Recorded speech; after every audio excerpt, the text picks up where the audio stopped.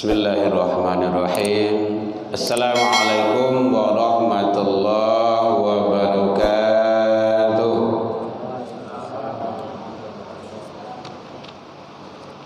Alhamdulillahilladzi hadana wa li hadza wa ma kunna linahtadiya laula an hadanallah. Asyhadu an la ilaha illallah wahdahu la syarikalah wa asyhadu anna Muhammadan abduhu wa rasuluh sallallahu alaihi wasallam la nabiyya ba'da amma ba'du. Hamdan wa syukran lillah, seluruh puji dan syukur selalu tiada hentinya kita ucapkan kehadirat Allah Subhanahu wa taala. Alhamdulillahirabbil alamin, biidznillah wa qadarullah. Dengan izin Allah Subhanahu wa taala, sampai ini malam kita masih diberikan kesehatan, diberikan umur panjang, waktu luang dan keistiqomahan hati. Mudah-mudahan kita selalu istiqomah menjalankan kebaikan di atas kebenaran menuju ridha Allah sampai akhir hayat kehidupan kita hendaknya. Selawat dan salam kepada Nabi besar Muhammad sallallahu alaihi wasallam. Allahumma salli ala Muhammad wa ala ali Muhammad. Yang sama kita hormati Bapak Ibu pengurus Masjid Al-Hijrah yang hadir, Bapak Ibu tokoh agama, tokoh masyarakat, hadirin jamaah kaum muslimin rahimakumullah. Alhamdulillah, dalam majlis yang mulia ini semoga Allah mengampuni seluruh kesalahan dan dosa kita hendaknya. Semoga Allah mengangkat darjat kita kepada maqam mahmudah hendaknya. Karena Rasul menyatakan, man kharaja, siapa yang keluar dari rumahnya, ilal masjid, menuju masjid, majlis ilmu, majlis kajian agama, taktubul hasanah, satu langkah yang dilangkahkannya dibalasi oleh Allah dengan mengangkat darjat di sisi Allah. Dan satu langkahnya lagi, kata Rasul, dihapus kesalahan dan dosanya hatta yarji', sampai dia kembali pulang. Kitab Tarhib wa Targhib Imam Nawawi.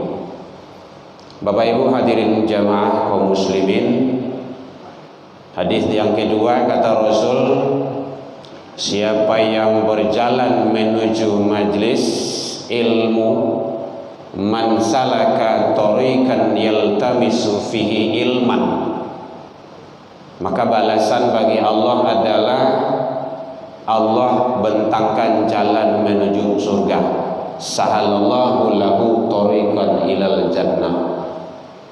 Jadi sudah ujungnya surga, janji Allah. Mudah-mudahan kita selalu istiqomah dalam menjalankan kebaikan. Amin ya rabbal alamin. Mohon izin Bapak pengurus, ini pengganti guru kita, mungkin ada halangan, beliau nggak hadir pada malam ini. Ya, kan kosong kan tidak enak juga. Kita majelis ilmu dan sekali sepekan lah nyawa. Orang kini go hampir tiap malam, hampir tiap subuh. Muhajirin Mawar Putih di Mangga, As-Sakinah dan masjid-masjid yang lain. Kau dapat awak kan maju, jangan mundur ndaknya. Bapak Ibu hadirin kaum muslimin rahimakumullah. Kajian kita sekarang berlandaskan kepada Al-Quran surah Al-Fat ayat yang ke-29. Ini ayat ini sering dibaca oleh imam kita. Bismillahirrahmanirrahim. Muhammadur Rasulullah. Muhammad itu adalah Rasul Allah. Walladzina ma'ahu, orang-orang yang bersama dengan Nabi itu, dengan Rasul itu, asyidda 'alal kufar. Dia bersikap keras dan tegas terhadap kekufuran. Bu, lah dah bu, mengantuk ah. Nah, dia bui ke piangin mengantuk ya tak. Ndak apa-apa, mengantuk di masjid ndak apa-apa. Karena kantuk itu nanti akan menjadi saksi di hadapan Allah. Nah, kau ustaz sedang mengaji, ibu sedang ngantuk, wah, contoh kayak gitulah. Kan jadi saksi nantinya. Seluruh anggota tubuh kita ini kan jadi saksi di hadapan Allah. Kan dalam surah Yasin kan ada itu. Sudah dijelaskan itu. Nah, jadi oleh sebab itu, maka mari kita memanfaatkan sebaik-baiknya. Ngantuk-ngantuk seketik tak apa. Kalau panik boleh muncul. Biasa itu. Namanya barang lalu mau dipakai. Sedang baru-baru lay ada rusaknya. Jadi satu adalah pengikut Nabi Muhammad itu dia bersikap keras, punya prinsip hidup dalam agama. Apalagi zaman sekarang tantangan banyak. Anak-anak muda-muda kita juga zaman sudah begitu canggihnya. Jadi tantangan yang kita hadapi itu gelombang terhadap ancaman akidah kita itu sangat berat sekali. Ini kajian ini dikhususkan untuk umat Islam karena kita di YouTube. Kalau ada umat-umat saudara kami yang lain, jangan salah pemahaman pula, jangan salah penilaian. Kita menguatkan, mengokohkan keyakinan umat beragama. Misionaris itu sebenarnya tidak boleh. Tidak boleh menyebarkan agama kepada orang yang sudah beragama. Itu mengganggu stabilitas namanya itu. Dialog antar agama kan sering. Nah, jadi oleh sebab itu kita harus punya prinsip sikap keras, terutama anak-anak generasi kita. Sebentar lagi saudara-saudara kita yang beragama non-Islam, beda agama dengan kita, dia akan mengadakan hari rayanya. Ingat itu, hadirin kaum muslimin, umat Islam, hari rayanya.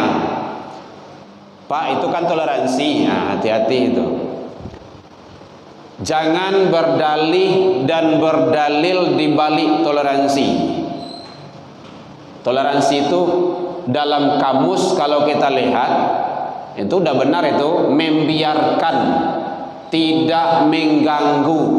Itu toleransi, bukan mencampur adukan. Karena banyak salah dalam pemahamannya. Nah, itu prinsip. Makanya tidak boleh nikah beda agama itu sebenarnya tidak boleh.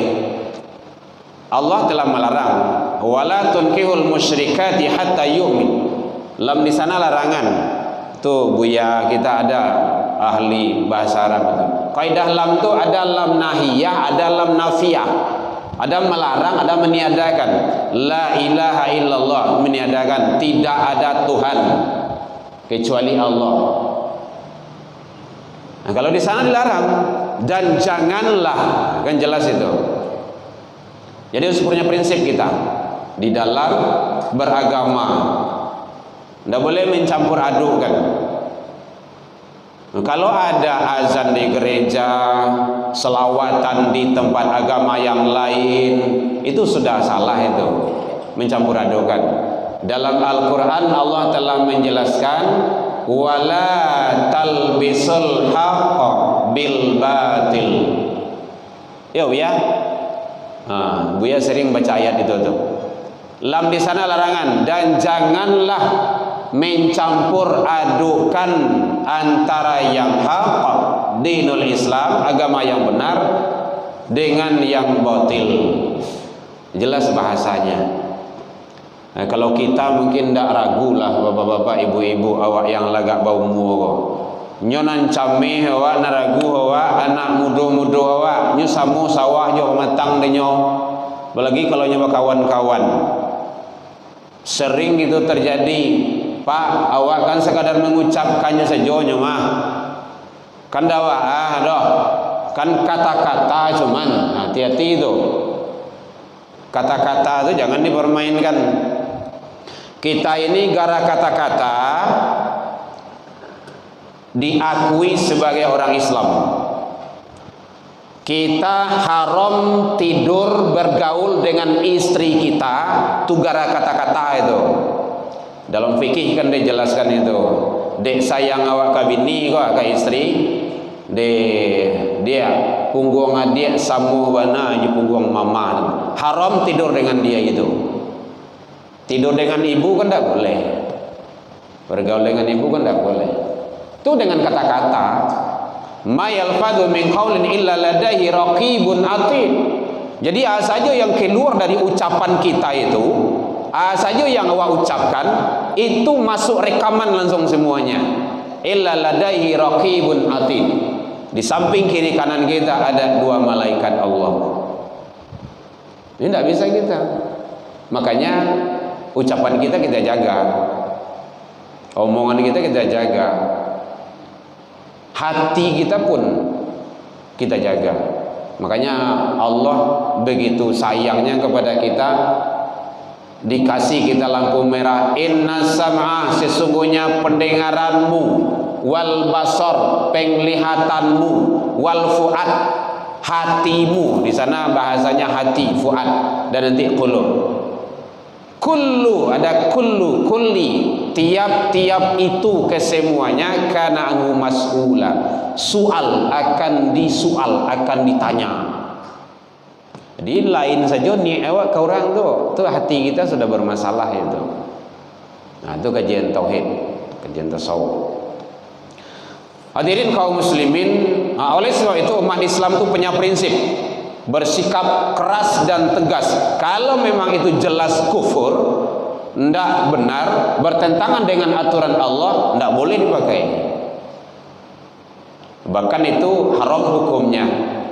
Kaidahnya la ta'ati li makhluk, tidak boleh taat kepada makhluk fi maksiatil khaliq, kalau untuk bermaksiat kepada khaliq itu Allah. Hadirin kaum muslimin, makanya Allah begitu sayang ke kita. Wala tamutunna illa wa antum muslimun, wala tamutunna illa wa antum muslimun. Janganlah kamu mati kecuali dalam Islam. Begitu Allah nyampaikan ke kita. Jangan mati dulu sebelum dalam Islam yang sempurna. Kok mati, matilah dalam Islam. Kalau tidak, jangan mati dulu. Nah, begitu. Nah, oleh sebab itu, maka kita punya prinsip di sana, tidak boleh dalam segi apa saja. Kemudian yang kedua yaitunya ruhama ubainahum, berkasih sayang sesama manusia. Berkasih sayang, tidak boleh saling benci membencihi, dengki mendengkihi, saling membelakangi, ghadab dan lain-lainnya. Dalam hadis itu ada 6 itu yang dilarang oleh baginda Rasul. Nah, di sini Allah menyampaikan ruhama ubainahum, berkasih sayang, penuh kasih sayang. Nah, kalau di Minang kan ramah, tamah, baik budi dan segala macamnya. Bahkan bukan hanya kepada sesama makhluk manusia, kita disyariatkan untuk berkasih sayang kepada makhluk yang lain juga. Itu nanti jatuh kepada akhlak. Makanya Rasul diutus ke permukaan bumi ini untuk memperbaiki akhlak manusia yang telah rusak. Hadirin kaum muslimin, rahama ubainahum. Mari kita tebarkan kasih sayang, sifat-sifat yang baik apalagi hidup kita di komplek bertetangga dan segala macamnya. Tidak boleh saling membenci dan saling memusuhi. Dan manusia ini tidak ada yang sempurna, karena kesempurnaan itu milik Allah. Tidak ada yang sempurna. Pasti manusia itu ada salah dan khilaf. Kullu bani Adam khata', kata Rasul. Tiap-tiap manusia itu selalu melakukan kesalahan. Wa khairul khata', manusia yang baik itu dia salah, kayak manusia saling maaf memaafkan. Salah ke Allah, taubat. Jadi konsep Al-Quran itu sebenarnya bukan meminta maaf, tetapi fa'fu wasfahu, saling maaf memaafkan. Kalau ambo memaafkan om memaafkan ambo, kan selesai, kan tidak perlu minta, beres. Itulah hakikat salah satu ibadah solat. Contoh salam kiri dan kanan. Bahkan kita tidak kenal dengan teman kita yang di kiri atau yang di kanan, Assalamualaikum, tapi kita mengucapkan salam, hakikatnya memberikan keselamatan. Inyo membaleh lo tanpa kita minta, Assalamualaikum. Hebat dalam sholat itu. Jadi ruhama ubainahum, berkasih sayang. Ini Al-Quran surah Al-Fat ayat yang ke-29. Hadirin kaum muslimin rahimakumullah. Yang kedua, yang ketiga yaitunya dijelaskan oleh Allah, tarahum ruk'an sujada.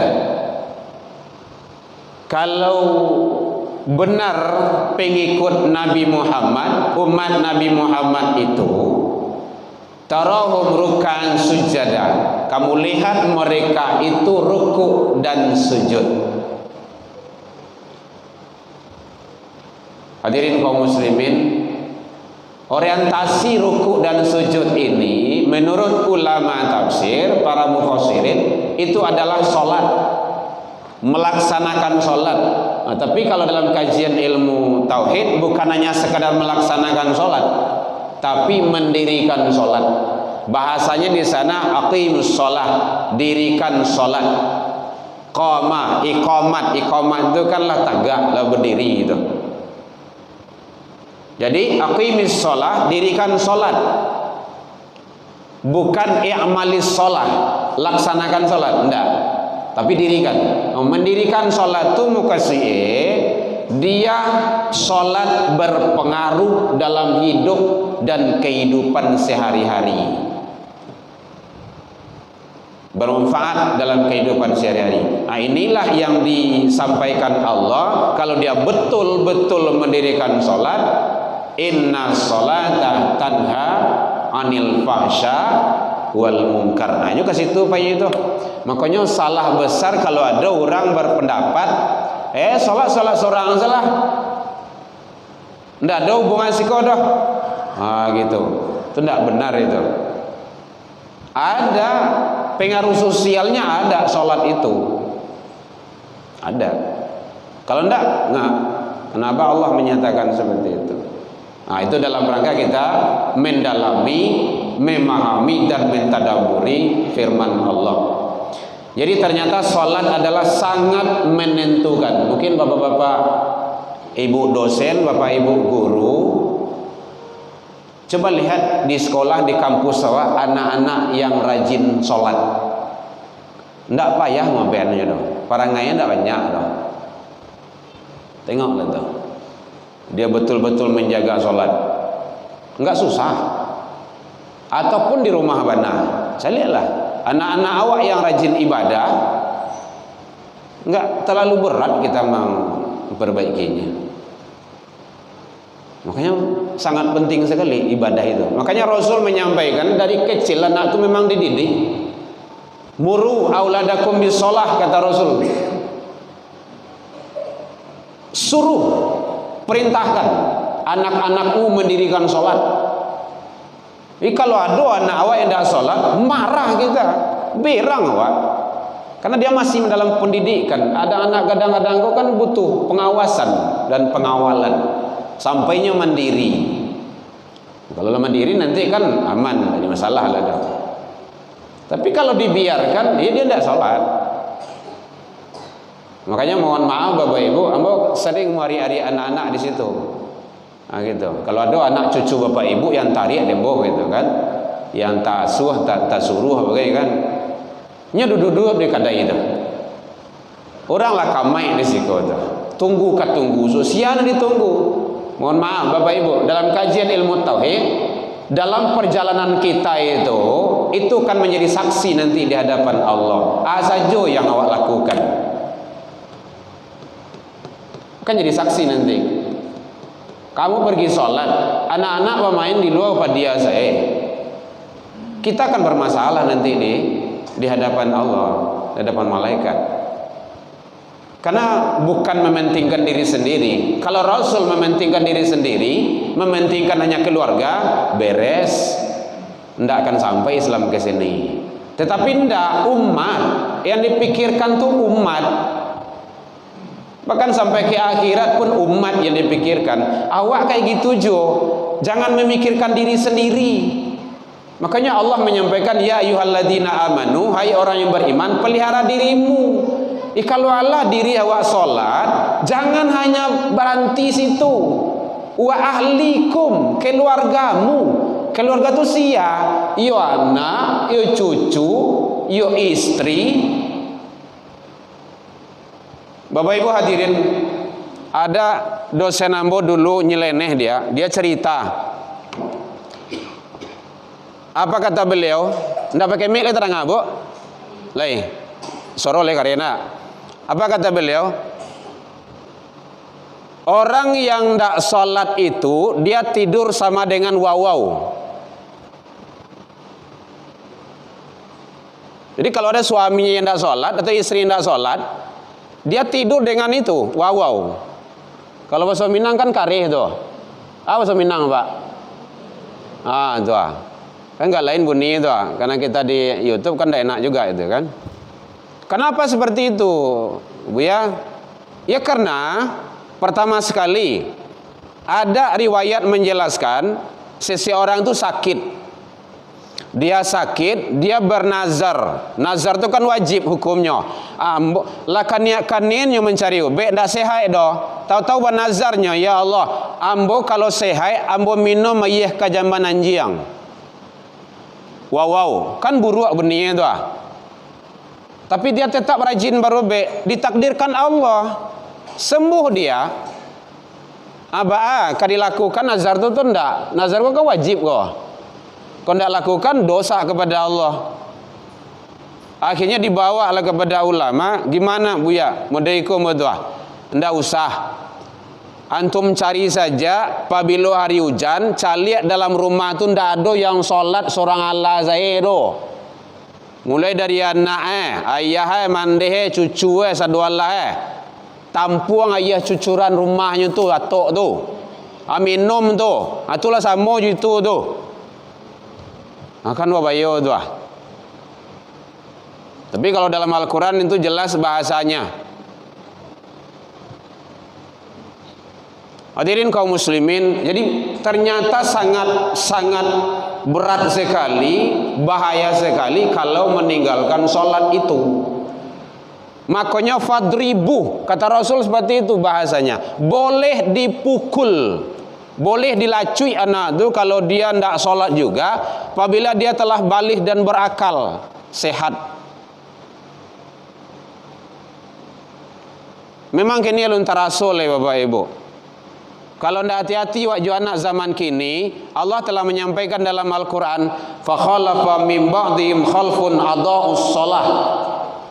Seharusnya kamu khawatir, kamu cemas, kamu ragu, bimbang. Nanti sesudahmu akan ada generasi-generasi mereka itu menyia-nyiakan sholat. Berawal dari situ. Nyanyi-nyanyi sia-sia sholat itu dulu. Olahraga pertandingan kalau tidak menjelang waktu puasa tidak dia doan doh. Asa hilang, maghrib habis, isya pun lewat, beko pulang lalatih lo, subuh habis lo. Biasa saja, tidak peduli. Harus berjale-jale wa. Rasulullah seperti itu dengan anak kandung. Fatimah, salat. Salat. Saya Rasulullah bapakmu, tidak bisa besok menolong di akhirat kalau engkau tidak salat. Salat. Itu Rasul. Jo anak kandung seorang. Kan bisa saja Rasul ngomong nanti, Fatimah tenang saja. Nanti di akhirat ada papi. Aduh ayah besok. Apa yang tidak bisa bagi Rasul? Enggak ada yang tidak bisa. Tapi ternyata tidak. Berjale-jale. Jadi sekali lagi panggilan moral Bapak Ibu, mari kita bersama-sama anak cucu kita bina, kita asuh, kita suruh. Boleh bermain itu tidak ada masalah doh. Tapi yang ibadah jangan sampai diabaikan. Berawal dari itu, menyia-nyiakan sholat. Beko akhirnya meninggalkan sholat. Karena tantangan mereka tuh bare. Apalagi kalau main handphone tuh udah tuh. Apalagi kalau lagi mau ke televisi, mau ke TV, udah tuh. Jadi di sini Allah menyatakan kalau benar sebagai pengikut Rasul, umat Nabi mengaku syahadat ke Allah dan Rasul, tarahum ruk'an sujada, wajib hukumnya rukuk dan sujud. Kalau ndak ngaku sebagai umat Islam, ndak salat, munafik. Setidaknya munafik i'tiqad. Kalau dalam agama itu ndak ada basa-basi itu Bapak Ibu. Makanya ada pepatah menyampaikan adat basi sampiang, syarak betilanjang. Betilanjang itu artinya buka, ndak ada suruh-suruhan. Watak tumul haqq, jangan kamu sembunyikan yang benar itu. Buya kita sering membaca dalam sholat. Jadi kita sampaikan yang benar itu. Itu ternyata sholat menentukan, sangat menentukan sekali. Mari anak-anak dan turunan kita bekali dengan ibadah. Dari kini sok katu ado, kalau ndak ado besok katu orang hidup lah. Gitu. Tapi selagi kita masih hidup, maka kita akan dipertanggungjawabkan semuanya. Kalau sholat sudah mulai disia-siakan, diabaikan, apalagi ditinggalkan, itu akan hancur generasi itu, zaman itu, pasti akan hancur itu. Makanya menentukan tentang ibadah, karena dia nanti ada hubungan sesama manusia, ada hubungan dengan Allah. Kadang-kadang kan ada juga yang menyatakan seperti itu, sholat seorang salah, gitu. Nangka masuk surga kan situ. Itu bukan ucapan yang baik. Apalagi kalau seorang suami, istri wajib ikut patuh sholat.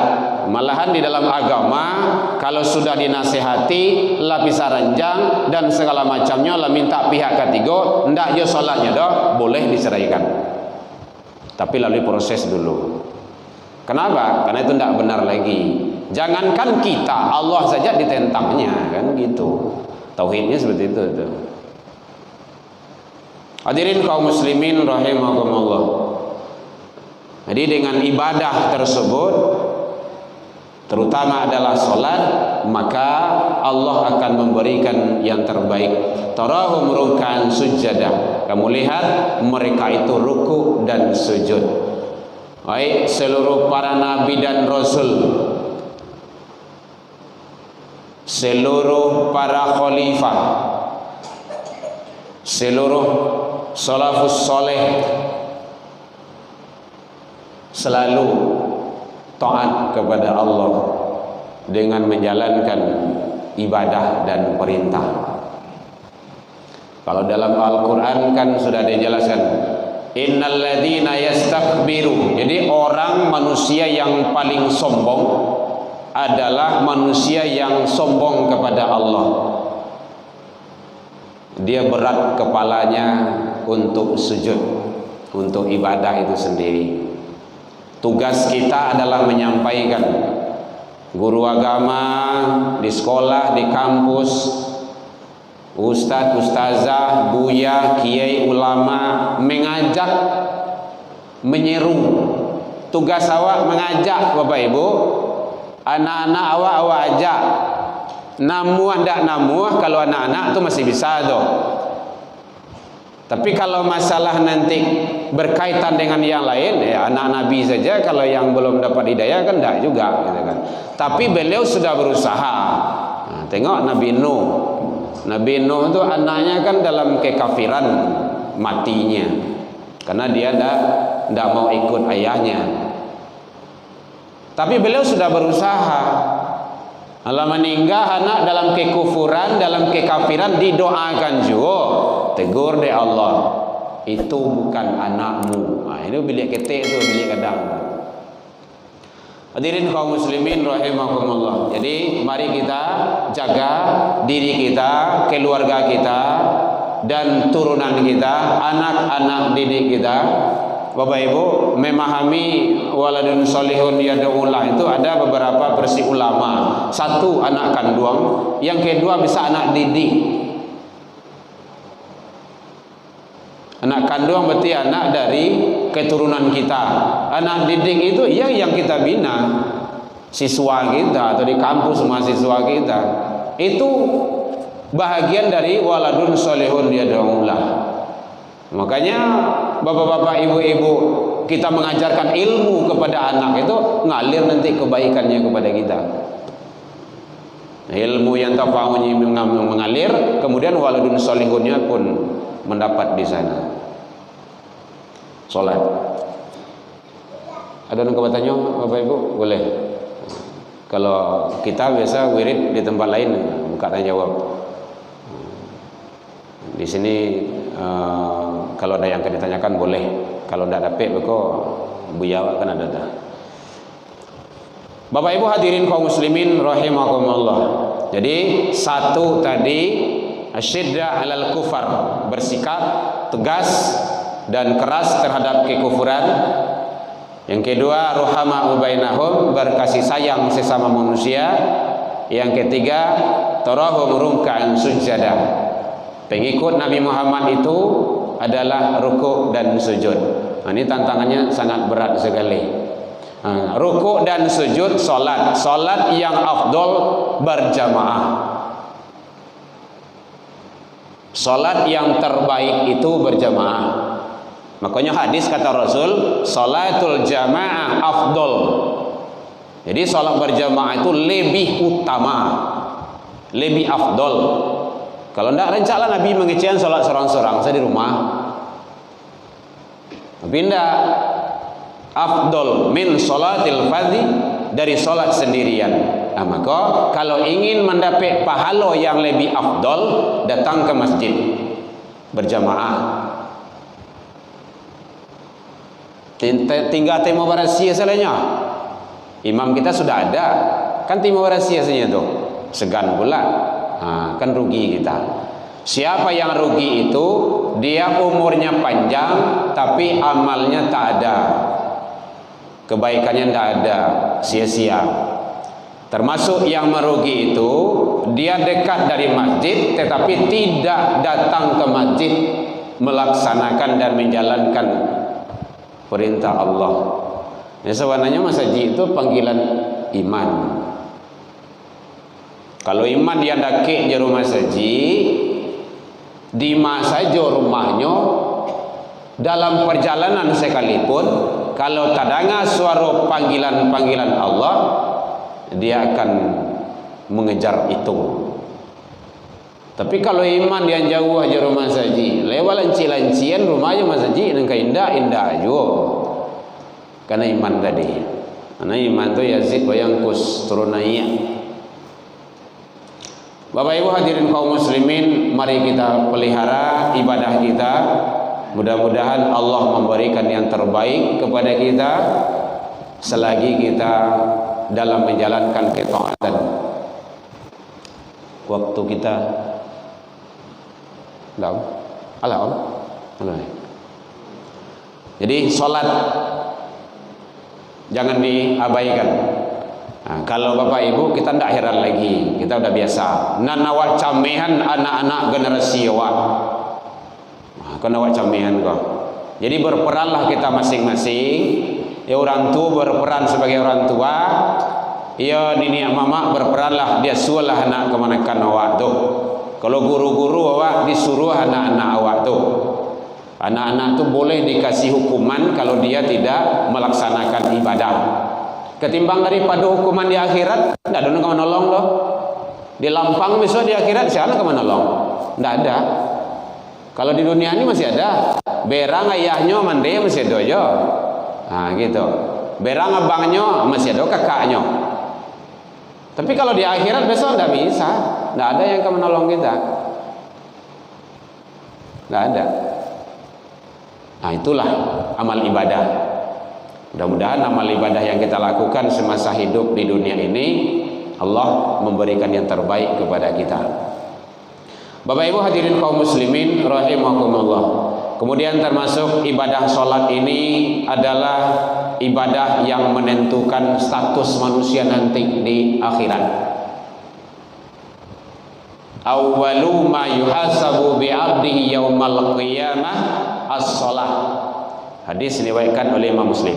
Pertama kali nanti di hari kiamat yang ditanya itu adalah salat.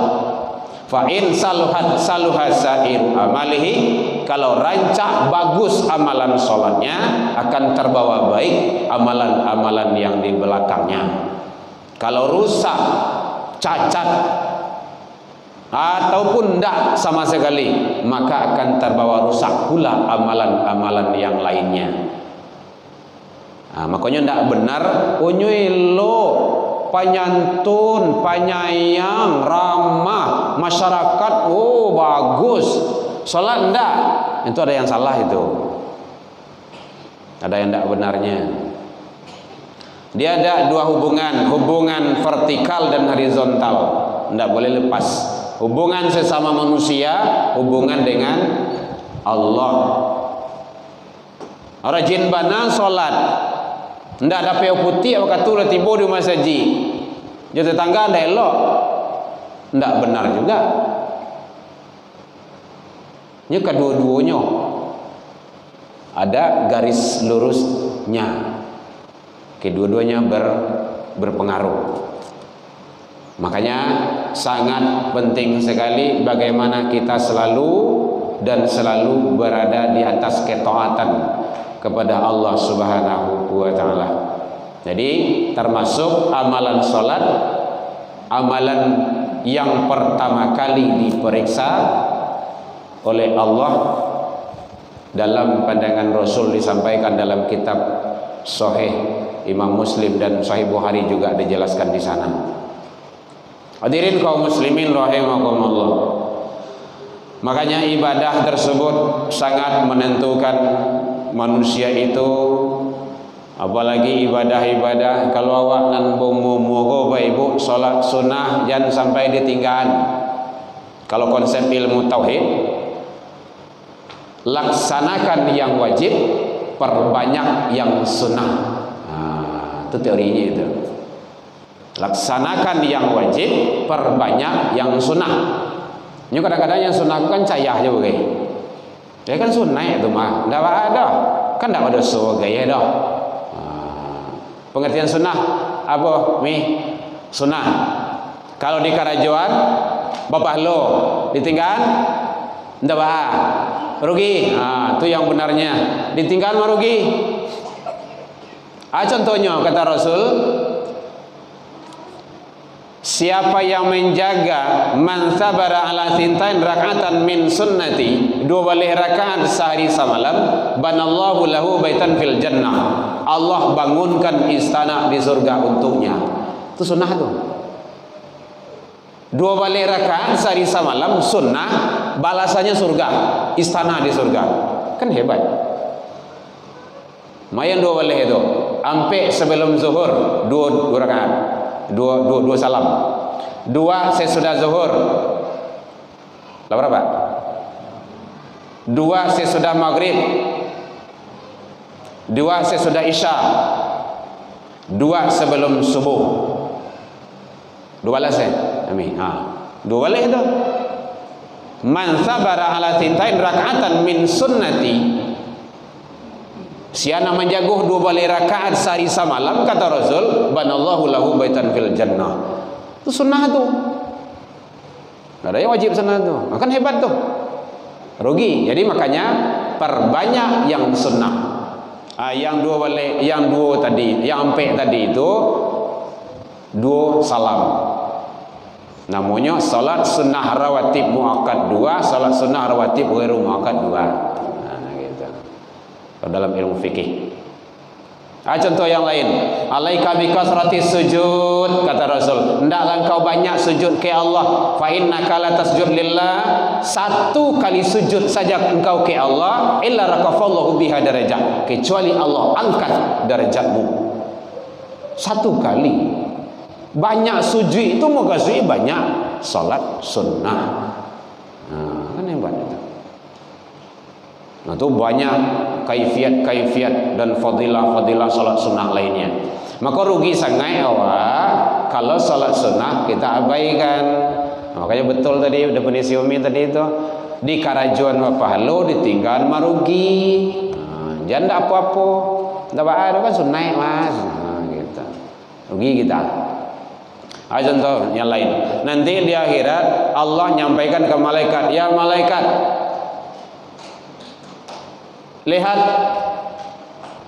lihat amalan-amalan solat wajib hambaku. Kalau bagus tulis bagus. Kalau ada yang cacat, ada yang rusak, ada yang kurangnya, unzur li abdi min tatawwu'. Lihat amalan tatawu'nya, amalan salat sunnahnya. Fa in kana lahu tatawwu', kalau dia ada amalan salat sunnah, tutup kekurangan yang terjadi pada amalan salat wajib hambaku itu. Nah, itu kalau di Minang namanya kok kurang itu kuat sentiang dibilai. Baik Bapak Ibu, demikian saja. Allahu minkum, mohon maaf tersinggung dek kananya talantung dek aturun yang indah pada tampeknya. Dalam penyampaian nang tadi kok kurang lama manihi recik bawang dek kurangan lui. Dalam kegiatan wirid kita, mudah-mudahan Allah memberikan yang terbaik kepada kita bersama. Lain dimaafkan Bapak Ibu hadirin. Mudah-mudahan Allah ridha kepada kita. Jauh dari itu kita saling memaafkan. Ila liqa fastabiqul khairat wabillahi taufiq wal hidayah. Wassalamualaikum warahmatullahi wabarakatuh.